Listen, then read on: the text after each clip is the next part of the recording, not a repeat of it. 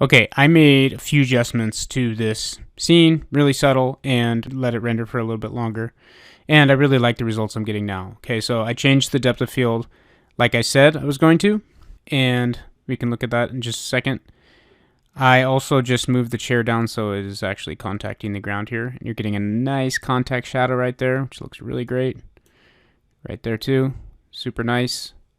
Okay, if you look at this, one thing I want to mention is you're getting really nice, extremely subtle details in the material down here. And this kind of stuff makes all the difference. So there's a slight bump on that concrete, a little crack going through it, little dimples in it. This looks super realistic down here. Maybe could be more adjustment in the color, the diffuse channel, possibly. But see these tiny little cracks going through here? That's a great effect.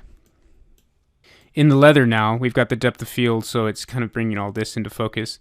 You can see there's a lot of subtlety going on in the leather, and it is not uniform. It's not tiling or anything like that. This chair is fully unwrapped, and therefore I think it's fully unwrapped. Yeah, I think it's unwrapped so that you don't see a lot of tiling going on, right? So there's subtlety in the glossiness of the material. There's subtle bump going on, and then there's wrinkles actually modeled in. You can see it really here where there's subtlety and variation in the reflection, right? And up here. Okay, so all that stuff is coming into play. It's got to be a good model. It's got to be a great material. And this is where those subtle details, the ones that you have to go the extra mile to add in there, this is where they will shine on shots like this with depth of field, where your eye is really focusing on one part and you're seeing those subtle details come through. So I like that about this rendering. I think the depth of field is subtle enough and it's working. I think in general, like even if we cropped it, no, it's not really the crop that much, but yeah, just looking at it right here on my screen, I think this is a pretty nice shot right here of that chair. And it's just kind of showcasing that chair. A little more of a vignette type rendering, right? Just telling the story of your space without showing everything at the same time, right? That's the point of a little close-up shot like this. So when you think of a magazine spread of an interior space, it isn't just showing the entire space all the time. They might add in little vignette shots to tell more of the story, to give more of the mood, more of the feel of that space. And in this case, it's like this piece of furniture is a cool modern piece of furniture that kind of gives off the vibe of the overall place. And it's aesthetically pleasing, so it's a nice thing to add in. Okay, and when we're doing rendering, again, we're acting like a photographer inside of our virtual space. And so it totally makes sense that we could do the same thing with renderings. We're essentially telling the story of the space. Okay, but I also want to look at some of the features that are available inside of this frame buffer. Now, this thing is new from the original portions of this course. We did not have this same frame buffer. We had sliders in there that did similar things. Now we have it all set up more like a Photoshop setup. Okay, so let's just look at it. And we can create a layer in here and we have all these different things. So let's just use this as an example to experiment with some of these. First of all, we have these ones that are already in here that are grayed out, and these are probably the most important ones. Let's look at lens effects, because this is something that we'll often want to add to our scenes. So if you go on lens effect, you can say enable bloom and glare, and this can be done after the fact, right? So after you render, you can just enable this now and it can be there. So that automatically turns on this light bulb. You can turn it on and off, but you can see I already had my bloom and glare enabled and turned way up, and that's just for demonstration purposes to show you. Okay, so that's highly exaggerated. The one thing that I always say with these kind of effects is that they need to be subtle. You need to be careful with how much you use them. Okay, and you've heard me say that before. Yeah, well, the goal here is to make it not look like a wedding photo, right? Where it's all super blurry. So I think that intensity is pretty good. Maybe the size is just blurring too much. And it's always helpful to toggle on and off. You could do that here. So you see the effect of the lens overall. So look right there, you can see it coming on and off. So it is actually really subtle, but it is definitely doing something. You can also go in here and you can see the areas that it's affecting. It creates its own channel for this.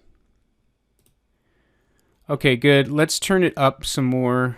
Let's say 1 is where I want it to be eventually, I think, but let's exaggerate it so we can see it better.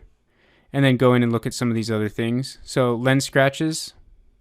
This is the equivalent of having scratches on your lens of your camera. That's going to take the light and kind of distort it a little bit as it comes through the lens. And so it'll have these kind of effects, which can be cool. I mean, this is realistic. Obviously, if you have a camera lens with scratches on it, it's going to do this kind of thing. And lenses are rarely perfectly clean, right? So you can actually add lens dust too. And it's showing the shape. So when the light coming through your lens is being blocked by dust and scratches, then it will start distorting the light, and that's what you're seeing here. This is just recreating an effect that would actually happen in the real world with a physical camera. I am not sure what obstacle image is doing. Looks like I'd need to load, so this is loading custom images into here. Okay, and this is just previewing what the aperture is going to be seeing. So the aperture shape is like that. That's that pupil that we're talking about. And it's being blocked somewhat by dust and scratches, and you can actually add in other things to make it customized completely.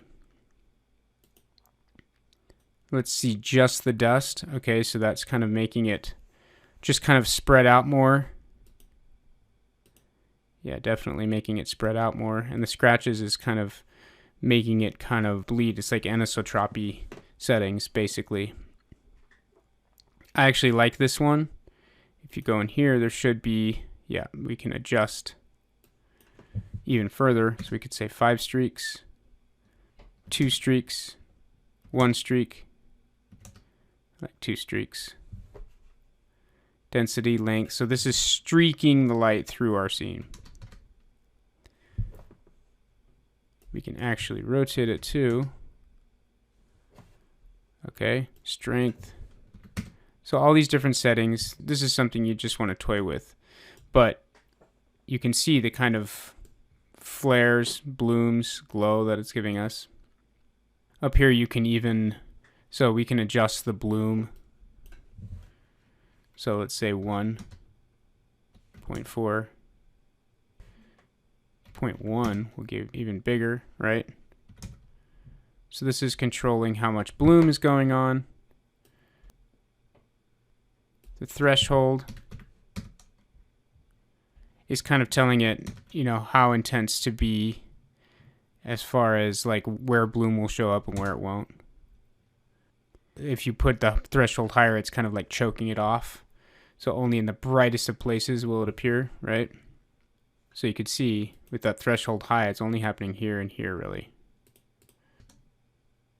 Which is kind of cool, actually. I kind of like this right here. Again, we can do lens effects.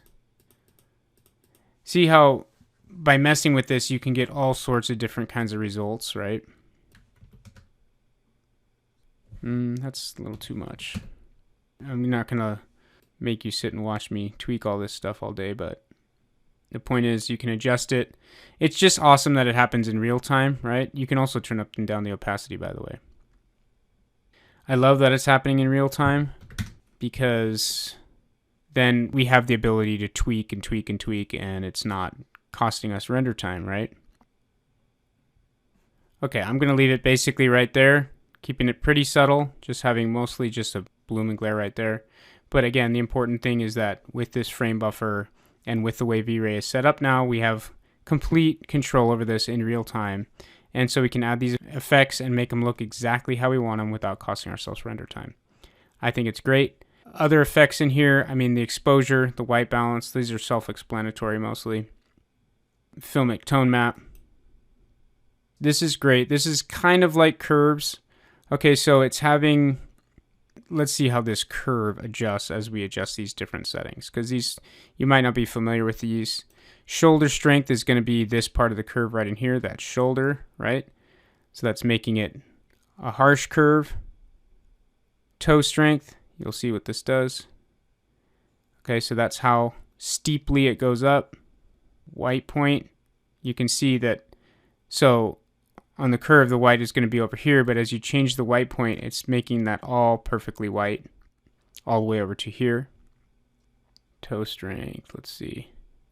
So again, this is going to be something, unless you're really, really familiar with what you want that curve to be exactly, then chances are you're going to be doing some trial and error here. And the fact that it's real time is fantastic.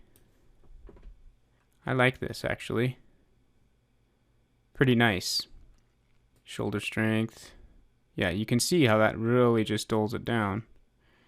Okay, and again, you want to be subtle here too, where you don't want to get so much contrast in your scene that it's actually really harsh. And you don't want to be chopping off the blacks or the whites in order to get more contrast, because then you lose information. You don't want things blown out necessarily. Sometimes it's fine, like blowing out things out here is going to be fine in this case, because we are trying to focus on the chair. And we're trying to make it look like a little slightly overexposed scene to kind of make the background white while the chair is in contrast to that where it's not in white. There's white balance you can add. Okay, that obviously makes it much cooler, much warmer. Somewhere right in there. And we've already looked at the tint and those kind of things. That's basically it. You can have the hue saturation. All these things are mostly self-explanatory. You can use a curves too. This, I think the filmic tone map is probably better. The curves in here is not super great. But that's just kind of darkening the darks, right? Maybe actually a subtle. Okay, a color balance we can do. So we can do all the shadows more blue. No, more blue. And all the highlights more reddish. Yellow.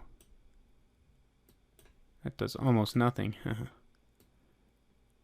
In the mids, we could do more cyan. Just like in Photoshop, you can change it from overwrite to multiply to color. So it's only changing the color, right? I mean, in the color balance, it's mostly only changing the color anyway, right? But the point is that it has blending modes just like Photoshop. Spotlight. Okay, and you can also turn it down. Right, so that's turning down the influence of it. So think of these as layers in Photoshop. These are the blending modes. This is the opacity, and all of them have that, okay? So just like Photoshop, you can basically post-process in here with this new frame buffer. Actually, quite awesome. Okay, so in this video, we've looked at a lot. We looked at the lens effects, but also just general post-processing with the VRay frame buffer. And I think we'll leave this particular shot at that.